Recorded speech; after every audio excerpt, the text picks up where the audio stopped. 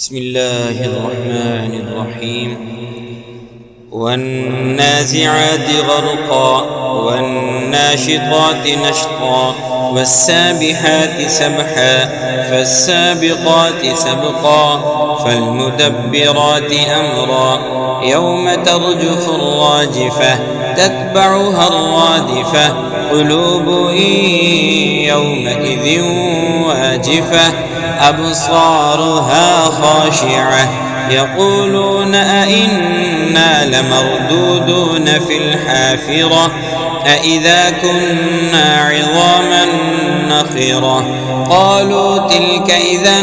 كرة خاسرة فإنما هي زجرة واحدة فإذا هم بالساهرة هل أتاك حديث موسى إذ ناداه ربه بالوادي المقدس طوى اذهب إلى فرعون إنه طغى فقل هل لك إلى أن تزكى وأهديك إلى ربك فتخشى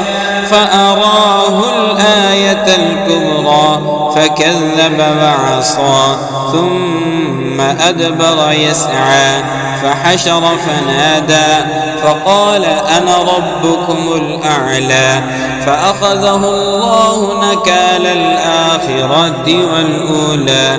إن في ذلك لعبرة لمن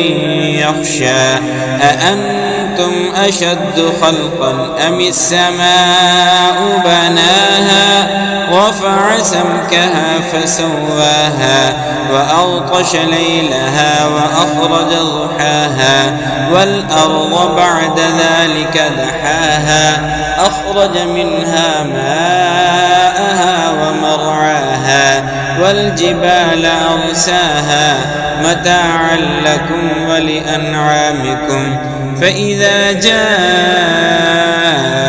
الطامة الكبرى يوم يتذكر الإنسان ما سعى وبرزت الجحيم لمن يرى فأما من طغى وآثر الحياة الدنيا فإن الجحيم هي المأوى وأما من خاف مقام ربه ونهى النفس عن الهوى فإن الجنة هي المأوى يسألونك عن الساعة أيان مرساها فيم أنت من ذكراها إلى